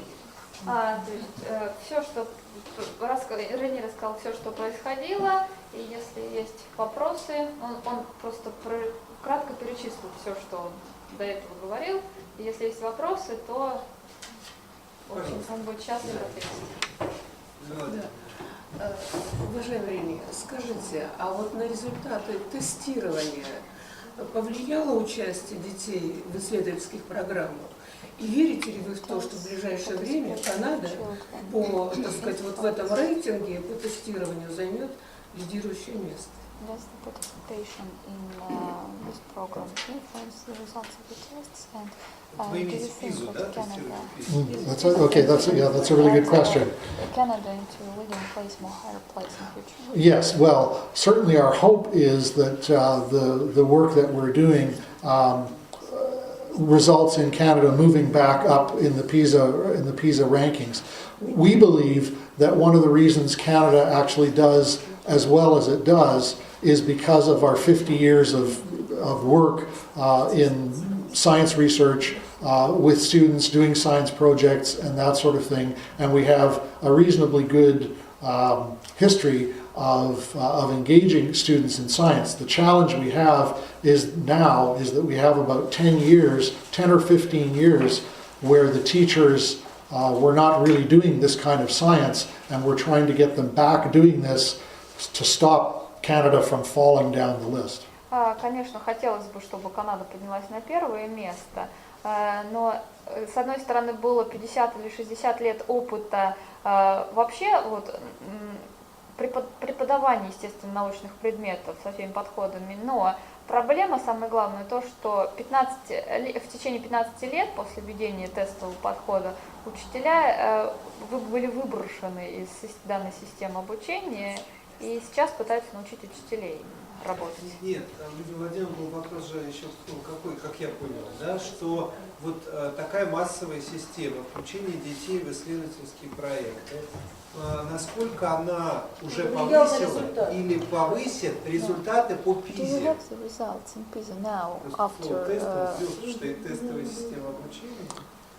Do you have No. Right. Now, it depends on the results after what. If you mean after the teacher training has only really been going for about 3 years. So Учителя только 3 года, их обучают только в течение 3 лет, но вот эти данные, они же были показаны за 2012 год, когда Канада на 11 месте. То есть это в перспективе мы Да, узнаем. в перспективе это узнается, но падать... В перспективе, Да, в это верите? про перспективу. Do you believe that in future Canada will be on the first place? Or will your activity influence the perspective of... we believe that if we can train a large number of teachers in smarter science and in those methods, that Canadian students will continue to do well, and we hope will rise up the PISA results. It's always a bit of a challenge to connect the effect or the results of a small initiative, because Canada is a very large country like Russia, and so we have many hundreds of thousands of teachers. So what we are trying to do is a small start at solving the problem. We think that if we could make this initiative much larger, that yes, it could have an effect and help Canada achieve better results. Тренинг идет в течение только 3 лет, но в перспективе Рени, конечно, надеется, что Канада выйдет на лидирующую позицию, но это всего лишь малая инициатива. Если эту инициативу сделать больше, то есть в отношении Канады это небольшой процент. Еще один вопрос. Когда Рени учил физике в 7-м... Биологии. Биологии? Biology, yes, your major. That's my background, yes. Биологию он учил. Биология? Да. Хорошо, биология. Биология. Ему не казалось, что нужно очертить какой-то круг сценариев исследовательских и передавать их другим учителям? Тогда, может быть, им легче было бы владеть этим методом? Oh, didn't you think that it was, when you were teaching biology in the 7th and the 8th grade, didn't you think that it was better to write out, to work out some scenarios, research scenarios, and share them with your colleagues in order they are better understanding how to teach, to basing on your methods, perhaps? In terms of me sharing with other teachers what I was doing, was that the question? Поделиться тем, что он делал, правильно? Да. Не просто поделиться, Я уже там я сценарии, сценарии задайте писала. какую-то там классификацию, выйдет какие-то Структура, да. Right. When I was teaching, which was a few years ago, I used to give workshops and prepare materials and teach teachers in the Toronto area how to do this kind of thing. It's only when I changed to have more of a national focus that we began to look at this as a national problem. But when I was a teacher in a classroom, my focus was really on my school and helping the schools around me. Когда он был учителем, он сначала фокусировался на своей школе, потом уже на школы в ближайшем окружении. Затем только в Торонто он являлся руководителем мастер-классов, вел мастер-классы. И потом осознал, что это общенациональная проблема, на которую следует выходить на национальный уровень. И тогда уже вот эту серию повышения. Ну, поняла. Еще вопрос. Скажите, пожалуйста, а вот с тех пор, как идет эта программа, увеличилось ли количество выпускников, кто выбирает профессиональное, естественно, научное направление, физику, химию? Number of graduates who choose sciences, chemistry, physics, has it increased or not? Well, those results are from 2010. So, and I don't think the OECD has released new results, so I don't know whether they've increased or not. Последние результаты 2010 года были представлены, а пока еще новых данных статистических нету, поэтому он не владеет этой информацией. But in talking with people who work in the universities, they are beginning to see an increase in interest in science and В engineering. университетах, общаясь с преподавателями, с профессорами, начинает видеть, что количество увеличивается, но это не статистические данные, а пока частные разговоры просто. У меня два вопроса. Первый вопрос. Не могли бы вы назвать проблематику или темы проектов, по которым чаще всего выполняются работы? Ну, тоже с этим же связано. Есть ли какая-то вот мода на определенные проблемы, темы? Вот у нас, например, в 60-е годы дети выполняли проекты по космонавтике. Вот есть ли какая-то тенденция, ну, я не знаю, направление, которое очень любят дети выполнять? I would say the most popular areas for projects in Canada right now are in the areas of health and the environment. Сейчас это здоровье и окружающая среда более популярными являются. Yeah, both of those are extremely popular and are the two largest groups at the fair. Это самые большие группы на мероприятии на национальном уровне конкурса, и много студентов занимаются ими. Unfortunately, the smallest group is actually information, which relates to computer science, app development, gaming, and so on, and application, phone and computer application development, and the unfortunate thing is those are very big industries in Canada, but they're having a very difficult time attracting students because students don't want to be geeks and nerds and they think that they're going to work alone with their computer and have no friends and whatever, and in fact it's the complete opposite is the case. But so we're actually working with BlackBerry to help convince students that working in the information area is actually a lot of fun, very challenging, and very social.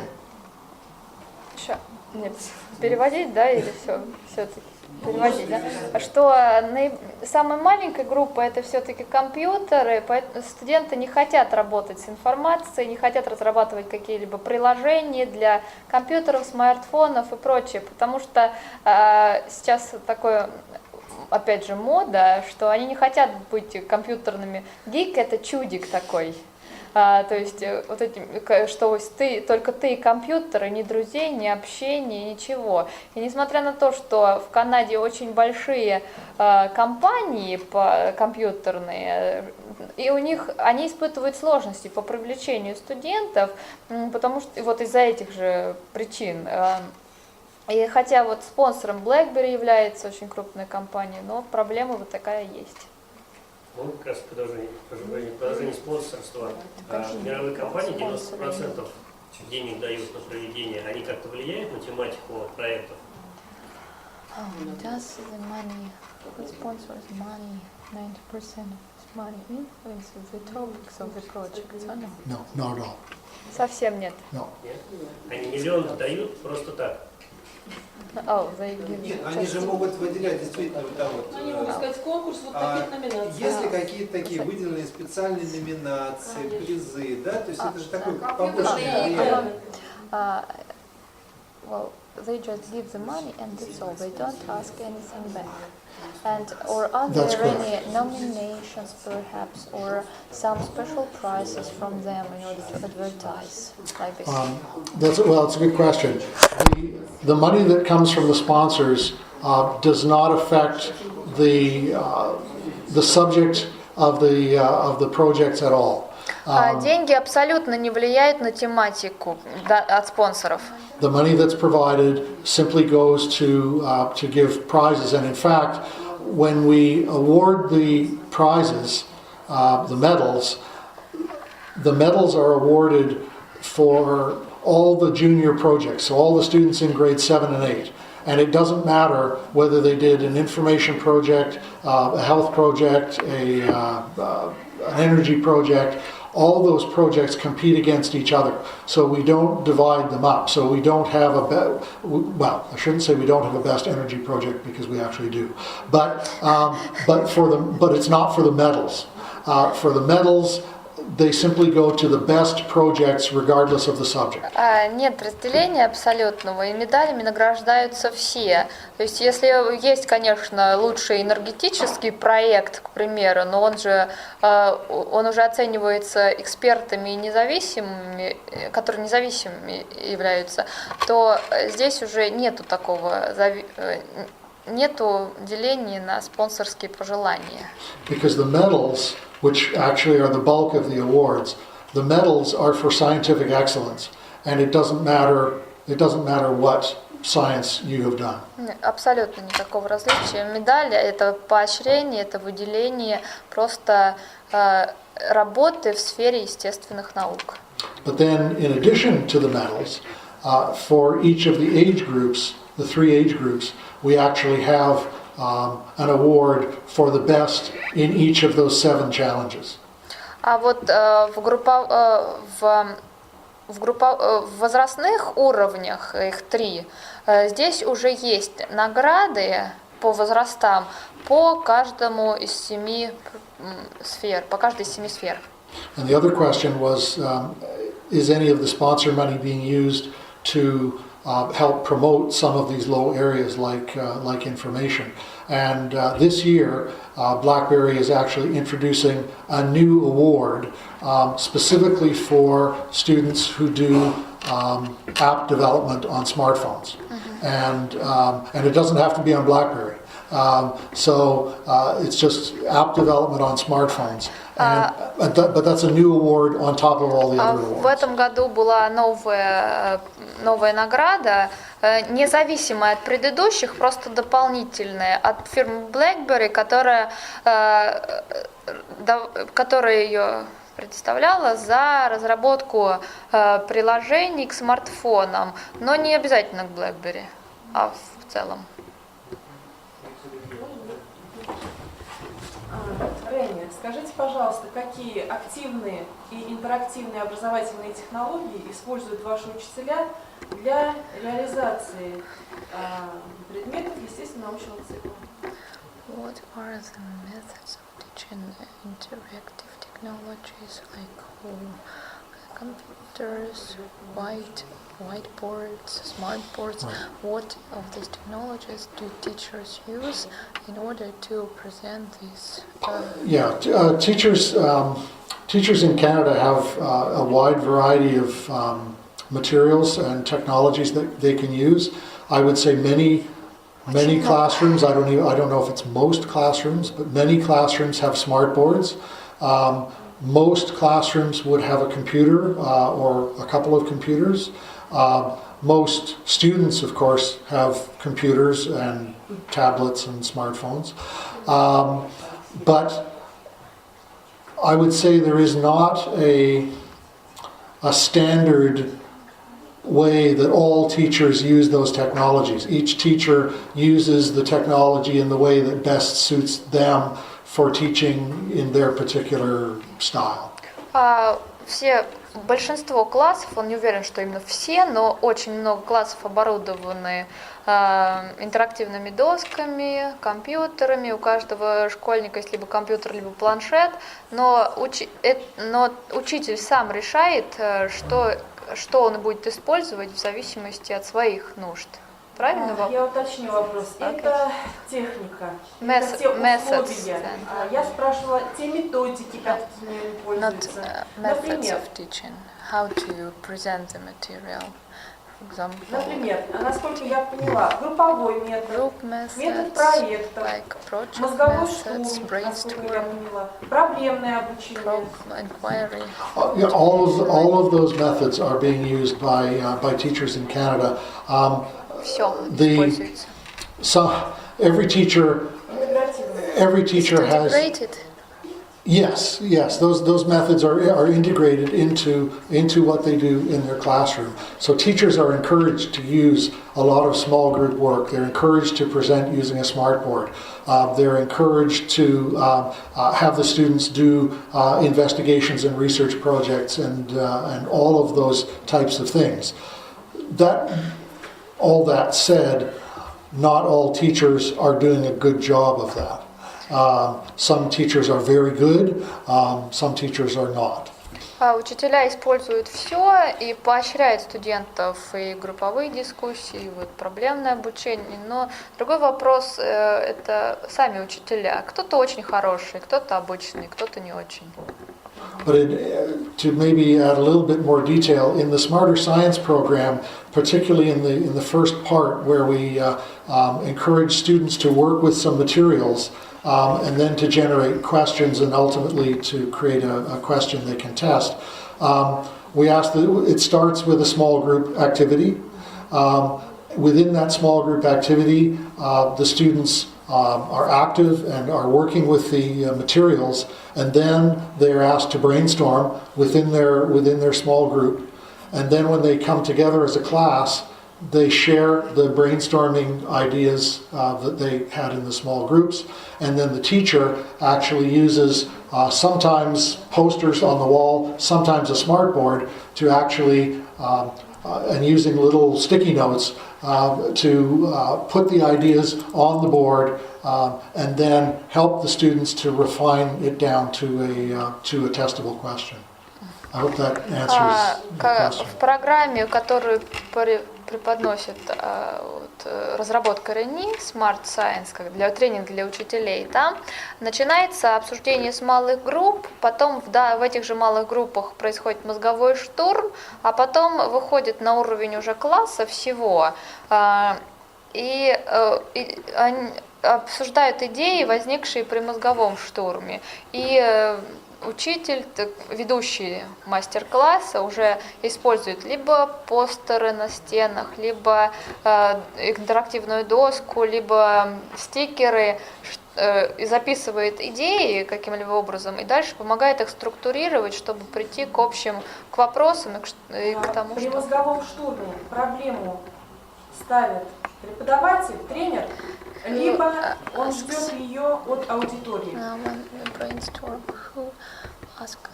Who puts the problem into question? A teacher, the workshop master, so to say, or the small group itself? Who puts the question? It's important. Yes, in the beginning, when we are teaching teachers how to do this, they actually take the ideas from the small group and then work through the process as a large group. However, Сначала идеи от малых групп берутся, потом на большую выходят. Это ведущий мастер-класса так делает. But again, it's about repetition and practice. So the first time or the first two times, they will do it as a class. And then after that, the task is given to the small groups of the students or the teachers in a workshop to do themselves. Сначала вопрос повторения и практики. Сначала первые два раза ведущий выводит все это из малых групп, выводит на групповое обсуждение уже в большой группе, а потом через некоторое время просит всю операцию проделать в малой группе. So the idea is that the teacher models the process for the students so that they become familiar with it, and then ultimately, здесь моделируется работа школьников, чтобы сам учитель через нее прошел, а потом уже делают. And then ultimately, the students can do it themselves. Да, и в конце концов они могут сделать сами. And we've actually had teachers come back and tell us that after going through the process a few times with their students, the students said, no, we don't need that anymore, we know how to do it. И рассказывают, что учителя, когда проводят данный вид работы со своими школьниками, то раз, два, три, то школьник говорит, да мы уже знаем все, не подходите к нам. Правильно я понимаю, что вы доводите до алгоритма? Is it a kind of algorithm? A kind of A routine algorithm? an algorithm. Yes, in a way. Yes. Yes, we actually have a series of 4 posters, and the first one is to gather ideas. The second one is to begin to sort the ideas into 2 types of variables, dependent variables and independent variables. And then the students or the group, when it's being modeled, choose one dependent variable that they're going to test, and then one... Sorry, it's too long. Go ahead, sorry. Сначала есть 4 постера, я так понимаю, таблички, на которых прописан этот алгоритм. Сначала собрать идеи, потом на второй этап это разделить эти идеи на 2 переменные, зависимую и независимую. After very independent Yes, and dependent. so after they've identified all the things that they think might affect what is going on, then they sort them into, or they choose one as a dependent variable. То есть сначала они сначала прорабатывают все свои идеи, все мысли, потом их разделяют на вот эти вот зависимые и независимые периоды, то есть какая будет зависимой, какая независимой. And then they choose another one as the independent variable. Сначала выбирают зависимую, потом независимую, которая будет. So the item that they're going to change, которые они будут менять. and then all the others become control variables. И уже все остальные становятся подконтрольными. And so the structure, because it is a bit like an algorithm, the structure is how does blank affect blank? И структура такая, как blank. Blank, so space to put the variable in. То есть это алгоритм как вот нарисованная такая схема, и как вот этот квадратик будет влиять на этот квадратик, если туда вот поместить данные. Вот в результате этого занятия преподаватели, которые у вас учатся, они защищают какой-то мини-проект, есть ли презентация этого проекта?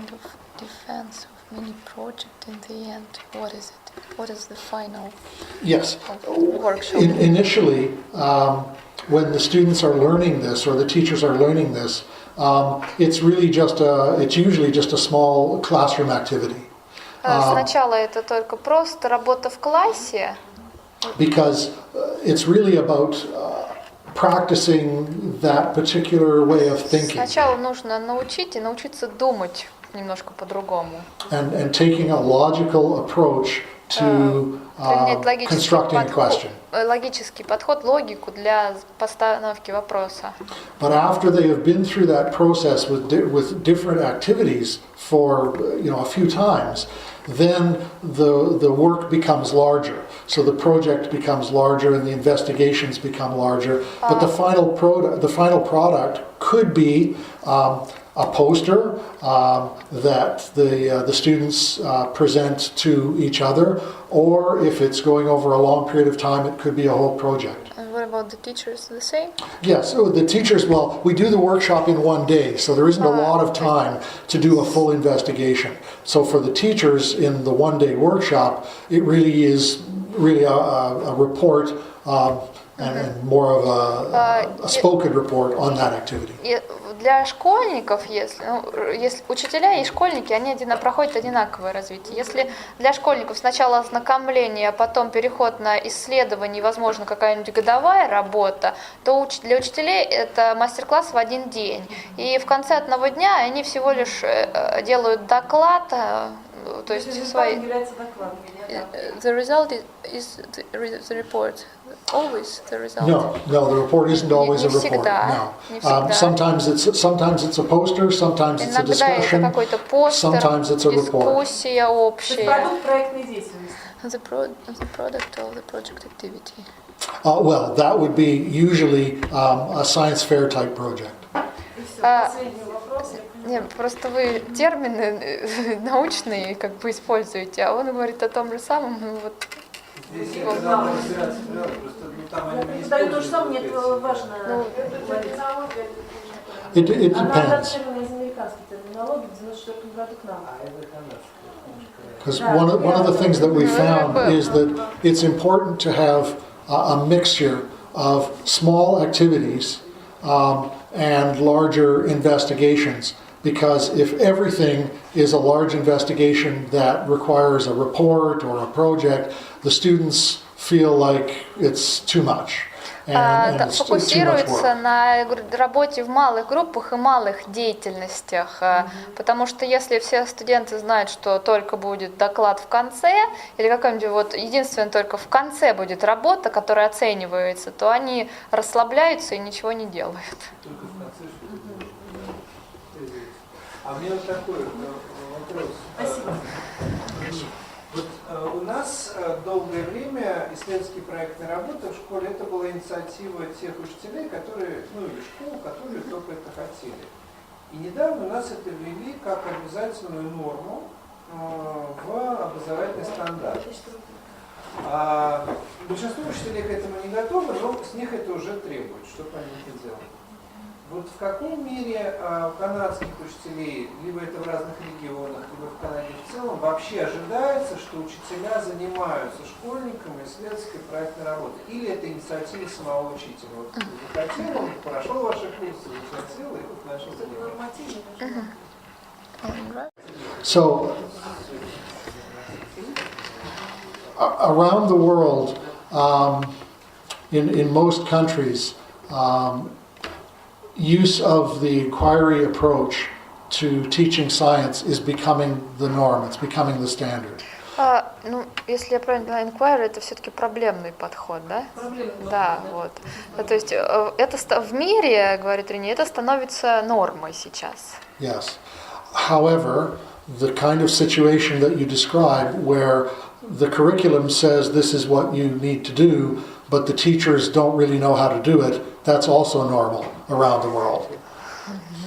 И ситуация, когда учителям говорят, что вы должны делать вот то-то, то-то и то-то, это тоже становится нормальным в мире. So in Canada, are teachers required to use the smarter science approach?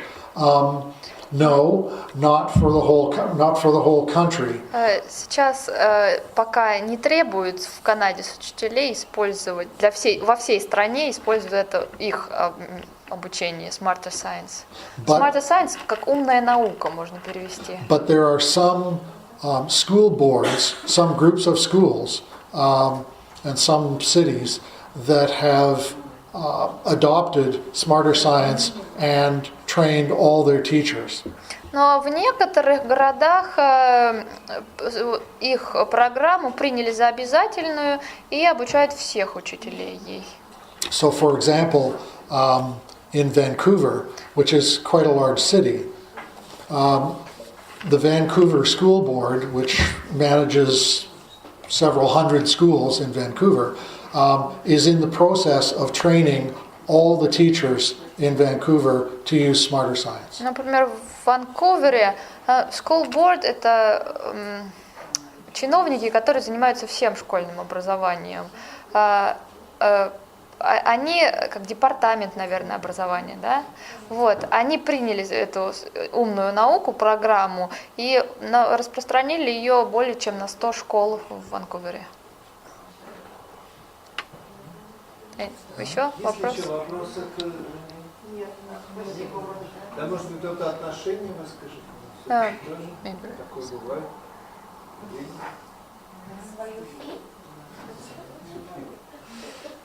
Ну что, благодарим, давайте Рени, и